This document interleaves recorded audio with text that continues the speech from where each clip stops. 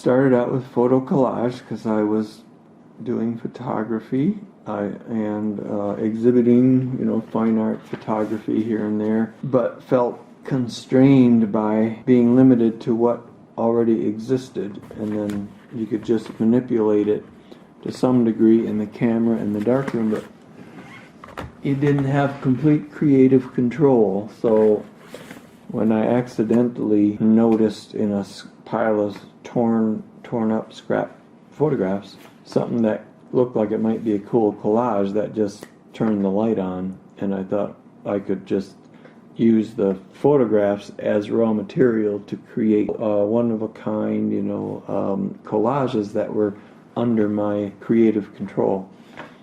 And so then I guess I was just fascinated by materials and media and possibilities, so I started wondering, okay, what happens when I start putting color into the black and white photographs? And so I put color in with color toners that would change the photographs, the black and white on the photographs, to a certain color. And the collages got more sophisticated, and I started, rather than tearing up photographs, precisely, cutting parts of photographs and sometimes putting them together in novel ways. And so the simple collages grew into color.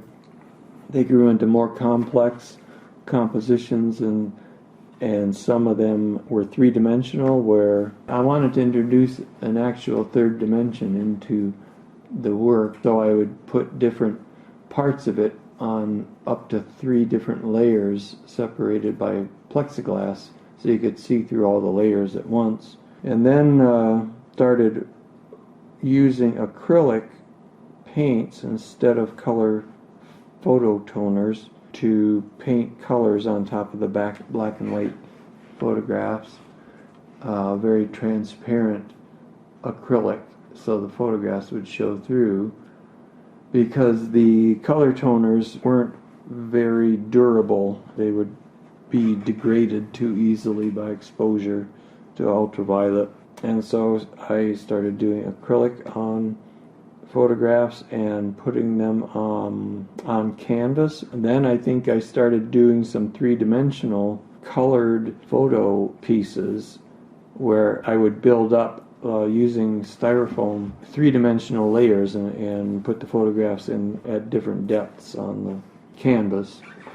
And then I went to the period of using wire mesh instead of canvas, and then incorporating household objects like, old broken dishes or a burned up frying pan or a broken hair dryer or something into the artwork itself. That's how it evolved. I kept asking myself kind of what happens if, or stumble on something and said, wow, that looks really cool, and just explored that particular direction.